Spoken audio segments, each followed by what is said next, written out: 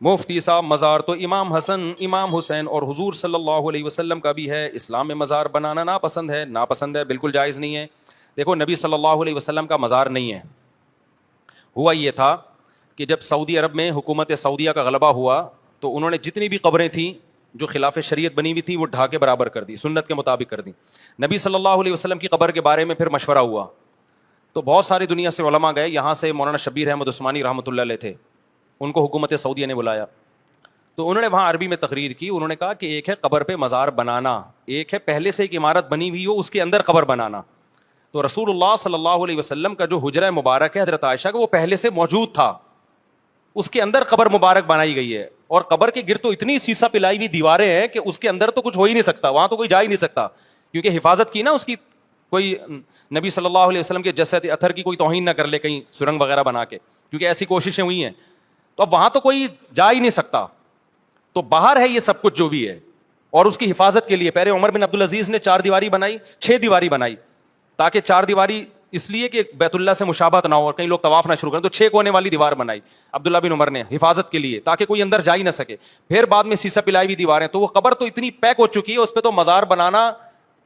یا نہ بنانا یا کچھ ممکن ہی نہیں ہے، تو یہ سب باہر ہے۔ اور مسجد نبوی پہلے سے ایک یہ تو توسیع ہوتی چلی گئی نا مسجد نبوی کی، تو وہ مسجد نبوی کے اندر آ گئی ہے قبر،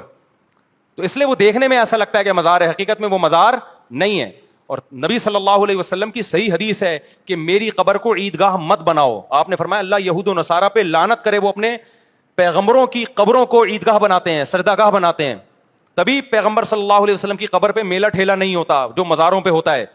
وہاں بیٹھنے کی اجازت نہیں ہے، وہاں صرف یہ کہ آپ سلام پڑھیں اور نکل لیں، اس لیے اللہ نے اپنے حبیب صلی اللہ علیہ وسلم کی قبر کو اس سے محفوظ رکھا ہے۔ لیکن آپ عبداللہ شاہ غازی کے مزار پہ جاؤ اور پیغمبر کی قبر پہ جاؤ، دونوں میں زمین آسمان کا فرق نظر آئے گا، وہاں قوالیاں چل رہی ہیں، وہاں دھمال ہو رہے ہیں، وہاں طواف ہو رہے ہیں، وہاں سردے ہو رہے ہیں، تو کیا نبی کی قبر پہ ایسا ہوتا ہے؟ بالکل نہیں ہوتا۔ رہا مسئلہ حضرت حسن و حسین رضی اللہ عنہما کا، تو مجھے نہیں پتا ان کی قبر پہ کیا ہو رہا ہے، اگر وہاں بھی یہ سب کچھ ہو رہا ہے جو مزاروں پہ ہوتا ہے تو وہ بھی حرام ہے بھائی۔ جو بھی